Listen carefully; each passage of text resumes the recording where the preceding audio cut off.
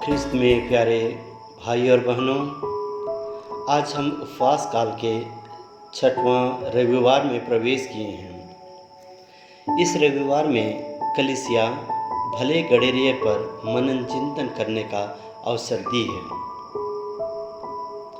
पुराने व्यवस्थान में एवं इस्राएली लोगों के बीच गडेरिये का पेशा एवं शब्द एक महत्वपूर्ण स्थान रखता था। पुराने व्यवस्थान में यहूदी लोग गडेरिये शब्द का इस्तेमाल ईश्वर के लिए करते थे। नई व्यवस्थान में यीशु आने के बाद स्वयं कहते हैं, मैं भला गडेरिया हूँ। और देखते हैं पुराने व्यवस्थान में बाइबल के धार्मिक हीरो लोग जैसे इब्राहिम, मूसा और जैकब, ये सभी गडेरिये थे। नबी आमोस भी गडेरिया था। राजा दाऊद भी राजा बनने से पहले भेड़ें चराया करता था। मूसा भी गडेरिया था, जो फिरौन के महल से निकलने के बाद वह 40 साल भेड़ें चराया करता था, जहां पहाड़ी पर जलता हुआ झाड़ी में ईश्वर उन्हें दर्शन दिया। इस प्रकार हम देखते हैं कि गडेरिया शब्द कैसे पुराने व्यवस्थान से नई व्यवस्थान में प्रवेश करता है। नई व्यवस्थान में स्वयं प्रभु मसीह अपने लिए इस्तेमाल करते हैं। यूहन्ना की सुसमाचार अध्याय 10 वाक्य 11 में देखते हैं, प्रभु कहता है, मैं भला गडेरिया हूँ। और पेतरुस जो प्रथम पोप है, ईसा उससे पूछता है, क्या तुम मुझसे प्यार करते हो? यदि प्यार करते हो तो मेरी भेड़ों को चराओ। आज के सुसमाचार में प्रभु हमें यह बताते हैं कि भेड़ों और गडेरियों के बीच क्या संबंध है, ईश्वर के साथ हमारा कैसा संबंध है। यूहन्ना के सुसमाचार अध्याय 10 वाक्य 11 में हम लोग देखते हैं, मैं भला गडेरिया हूँ। गडेरिया अपनी भेड़ों के लिए अपना प्राण अर्पित कर देता है।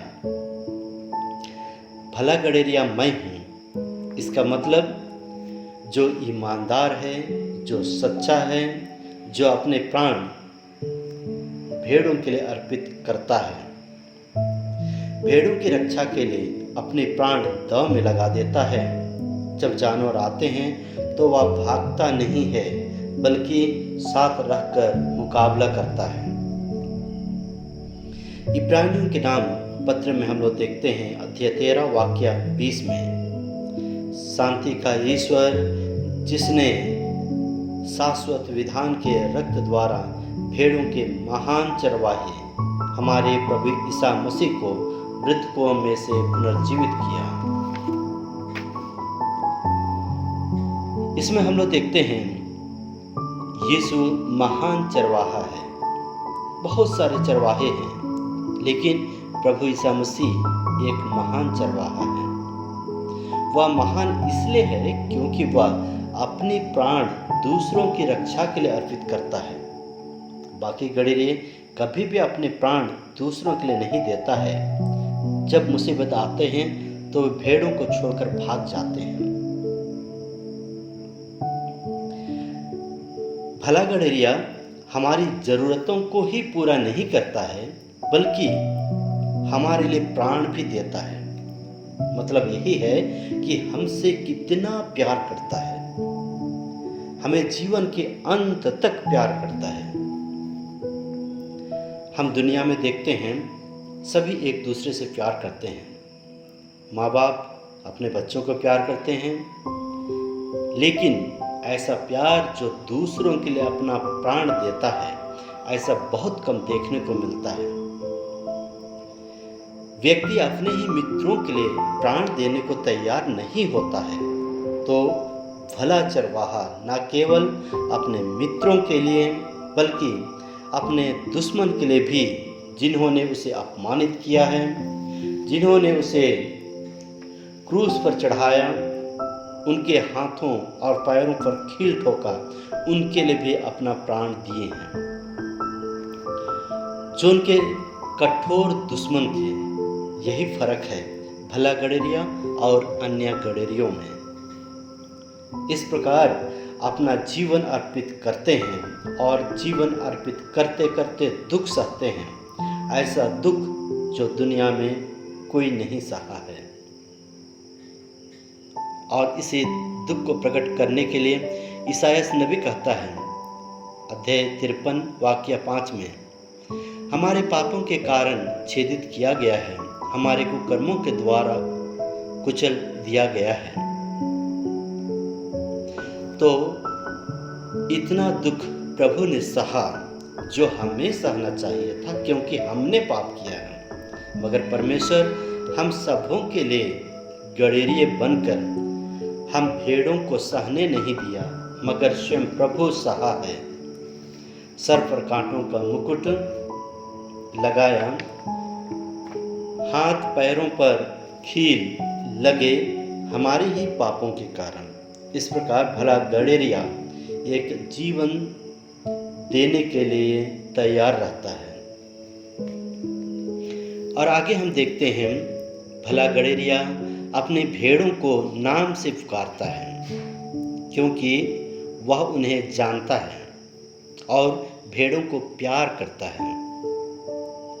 जब हम एक दूसरे से परिचित रहते हैं, तभी उन्हें नाम लेकर पुकारते हैं। जो परिचित नहीं रहते हैं, कभी नाम से उन्हें नहीं बुलाते हैं। इस प्रकार भेड़े उनकी आवाज़ को भी पहचानती है और वह आगे चलता है और भेड़े उनका अनुसरण करती है। भला गडेरिया भेड़ों को हरी घास के मैदान में ले जाता है, मीठे जल पिलाता है। इसका मतलब हमारे मूलभूत जरूरतों को पूरा करता है, हमारे दुखों को जानता है। हम सभी उनके वचन को सुनते हैं, लेकिन आवाज़ सुनना ही पर्याप्त नहीं है, उसके अनुसार चलना और जीवन बिताना भी है। अक्सर ऐसा होता है कि हम प्रभु का वचन तो सुनते हैं, पर वचन के अनुसार जीवन नहीं बिताते हैं। इसका मतलब हम अपने ही रास्तों पर अपनी इच्छा से चलते हैं। सोचते हैं मैं अपनी ही इच्छा के अनुसार चलूँगा, अपना भोजन अपने आप खोज लूँगा, बिना चरवाहे के जीना चाहते हैं। तब हमें जरूर चीज़ें तो मिल जाता है, परंतु शांति नहीं मिलती है। एक व्यक्ति दिन भर काम करता है और काम करने के बाद जब शाम को घर आता है तो वह चाहता है कि उसे थोड़ी शांति की नींद चाहिए, शांति का भोजन चाहिए, शांति का आराम चाहिए। क्योंकि चीज़ तो हमें मिल जाते हैं, लेकिन शांति के बिना घर नरक बन जाता है। और यीशु ही शांति का स्रोत है, शांति का ईश्वर है और हमें शांति देने वाला है। इसलिए हमें उसके अनुसार हमें जीवन बिताना है।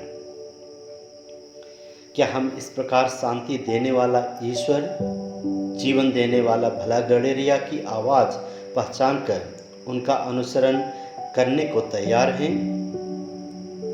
पेतरुस के पहले पत्र अध्याय 2 वाक्य 25 में देखते हैं, आप लोग भेड़ों की तरह भटक गए थे, परंतु अब आप अपने आत्माओं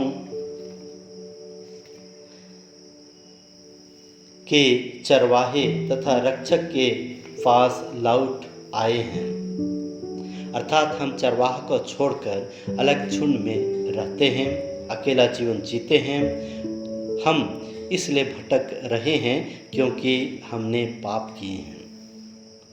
भला गडेरिया हमारे पापों को लेकर क्रूस पर चढ़ा और कहता है, अब तुम पापों के जीवन छोड़कर मेरा अनुसरण करो।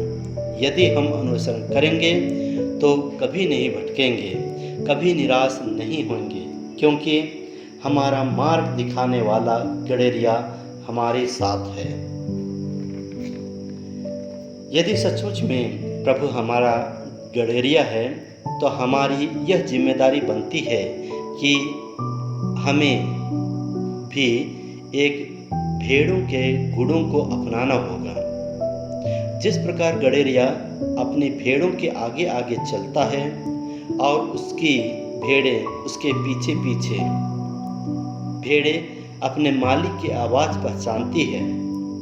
जब वह उसे आवाज़ देता है तुरंत उसके पास आती है।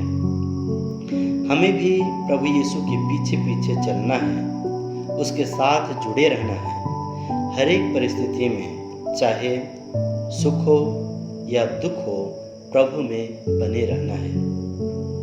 ख्रिस्त में प्यारे भाई और बहनों, इस चालीसा के समय हम सभी अपने स्वार्थ को छोड़कर, अपनी इच्छा छोड़कर, अपनी पापों को छोड़कर हम भी उस भला गडेरिया प्रभु ईसा मसीह के अनुसरण करें, ताकि वह भला गडेरिया, वह नेता हम लोगों को अपनी मंजिल तक पहुँचाए। ईश्वर हम सभी को आशीष प्रदान करें।